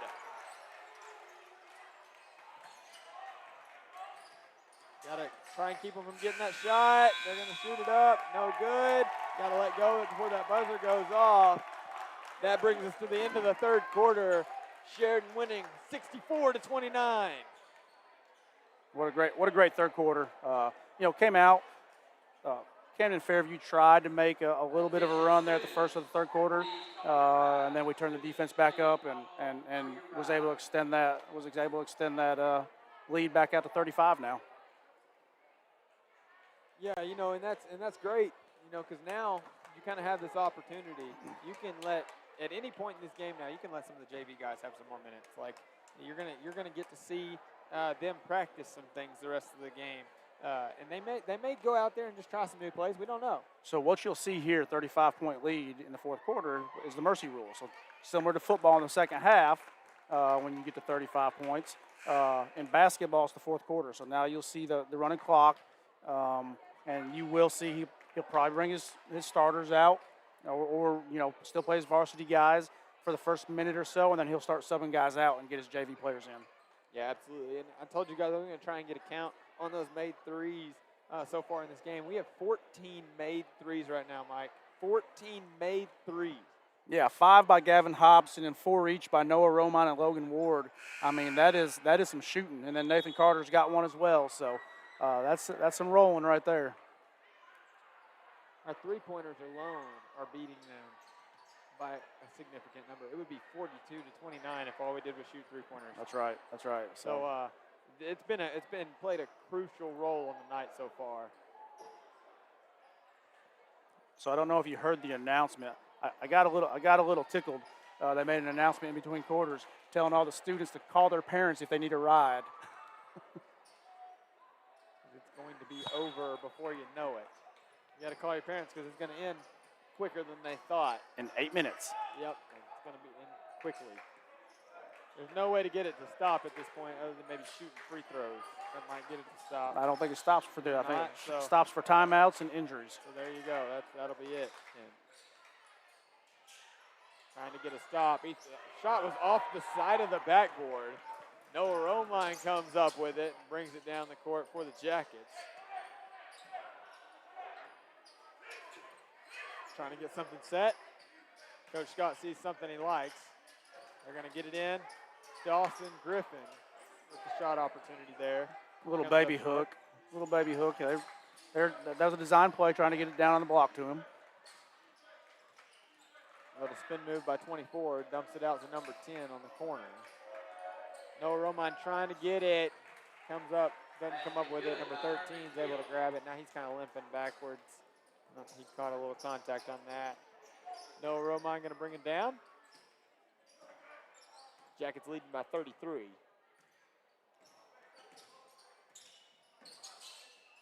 Quick pass, back out. Noah for three. Three-pointer by number 12, Noah Romine. Now the Cardinals bringing it back down. Jackets having a great response after the 2-point make by the Cardinals. And now another forced turnover. Now Logan Ward's got it. Going to slow it back down, give it to Noah. Romine bringing it down across the timeline.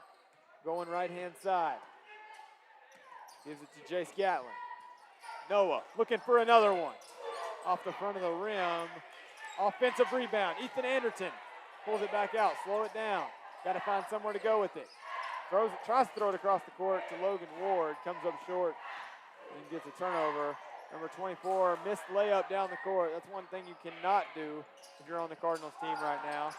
Jace Gatlin throws it. Logan Ward out to Noah Romine. Inside to Dawson Griffin.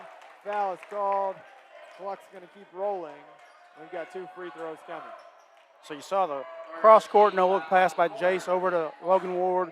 Logan pops the ball up to Noah, and Noah with a no-look pass to Dawson Griffin. They're just out there having fun right now. Free throw attempts are coming. First one is up and good. Yeah, as a center, you know, you're going to get the most free throws in a game because you're going to be the one in the post, you're going to be the one drawing those fouls. So you really need to be the one that practices the most free throws because you're going to get your opportunity. And he's had his tonight. And he's 3 for 3 shooting free throws tonight. Well, there it is. Jackets now at 69 points, opposed to the Cardinals 31. Next score will break 70 for the Jackets. We'll call that foul on Dawson Griffin. Just gave him a little high five while he was shooting, Mike. It looked pretty good, but we are at the far end of the court, and my eyes just aren't what they used to be, I guess. It was fingertips, but he made contact. You know. Got some young guys checking in. Ty Frank's coming back in, as well as Xavier Collins. And Kip Studdard. And Kip Studdard, that's right. So we'll see them come out. This is that sub motion you were talking about coming in. I mean, ahead by 37 points. Noah Romine's going to take a seat for the first time tonight. They're going to pull off Logan Ward and Dawson Griffin as well. 3 guys that had really, really big nights tonight. Along with Gavin. You gotta remember the first half, Gavin was on fire. Free throw opportunity is up and missed. Jace Gatlin going to bring it down the court for the YellowJackets. Long pass to Ethan Anderton. Dribble retreating back to Jace. Kip Studdard into the high post. Gets the big man 2 points. Number 33, Xavier Collins, in off the bench for 2 and breaking 70.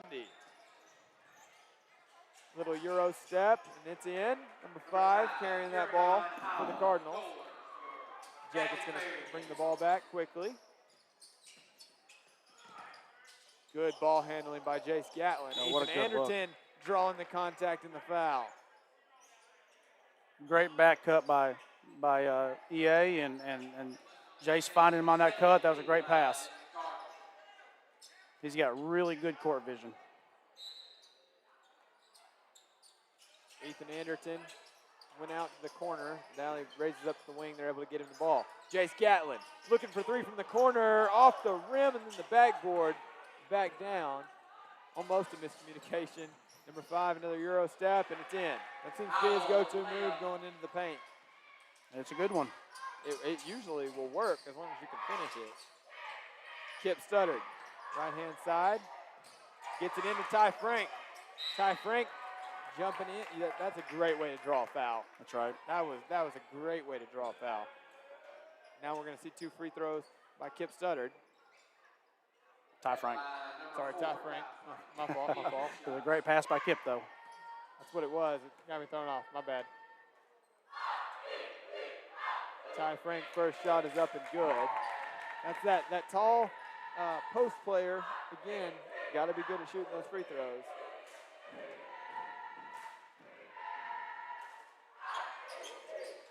And second shot's up and good. Yellow Jackets still over doubling. Not anymore. Not after the made and one on the other end of the court. Got a free throw opportunity coming from number 5, who's been drawing a lot of their points here towards the end of the game. Got some players coming in for the Cardinals that we haven't seen yet tonight. They're going to sub in a couple players as our score is 73-38. 32, Jamari Gully, and number 22, Jason Ragland, in the game for Camden Fairview. Big shout out again to Abana Nevins keeping our scoreboard for us tonight. Doing a great job. We're so thankful to have her. That's why we're able to have the time and all that on there. So she's doing a great job here tonight. Jackets are going to come up with a rebound. Kip Studdard. Got to slow down. Now he's trying to make something happen. Gets it into Ty Frank. Fading away. Looking for 2. Didn't get it. Now we've got a jump ball forced by Xavion Collins. We got 4 new guys coming in for the Yellow Jackets.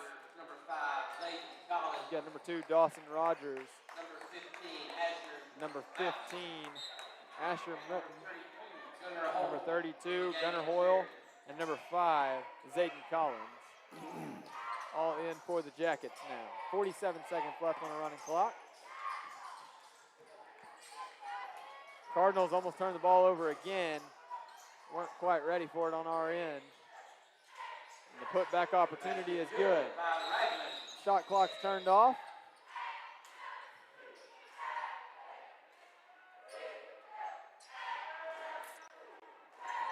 And looks like there's going to be one more opportunity here. The Jackets want to try and make something happen with the JV squad.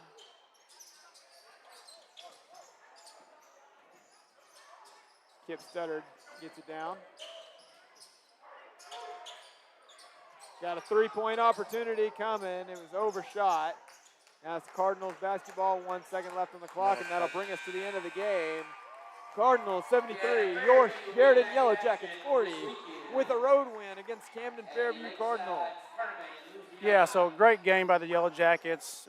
33-point win on the road, so it makes for a nice ride home. Tonight the Yellow Jackets had 4 players in double digits scoring, led by Gavin Hobson with 19. Noah Romine chipped in 17, Logan Ward 12, and Dawson Griffin had a very good game with 11 points.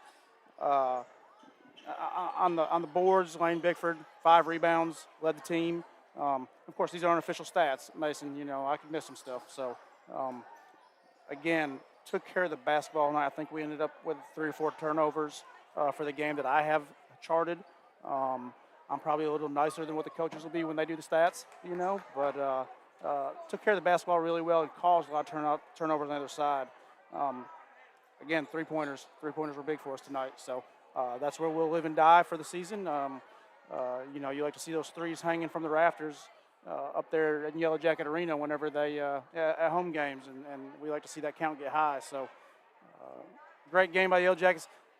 I would say, along with three-point shooting, it was their defense. Their defense really pushed it tonight, opened it up. When they turned up the pressure, the game broke open. So very, very good 4-quarter game for the Yellow Jackets tonight. Yeah, played all the way through, did a great job. The next Yellow Jacket broadcast we'll be doing, Mike, will be in Clinton on November 25th. So we hope you guys will join us for that. Like I said, we're going to get most of these road games that both the girls and the boys play. So it'll be 10 games total. It'll be Clinton, Pine Bluff, Lake Hamilton, and several more But those 3 right there will get us through to the end of the year. So Clinton on November 25th, Pine Bluff December 17th, Lake Hamilton on December 20th. And then we'll recap after that. We've already got the games picked, but I don't want to overload you guys there watching at home. So join us next week, November 25th. Great game, great first broadcast and a game brought to you by the Sheridan YellowJackets. So just super good job tonight, 73-40 with a victory over the Camden Fairview Cardinals. And we'll see you guys next time. I'm Mason Fisher, joined tonight by Mike Nevins.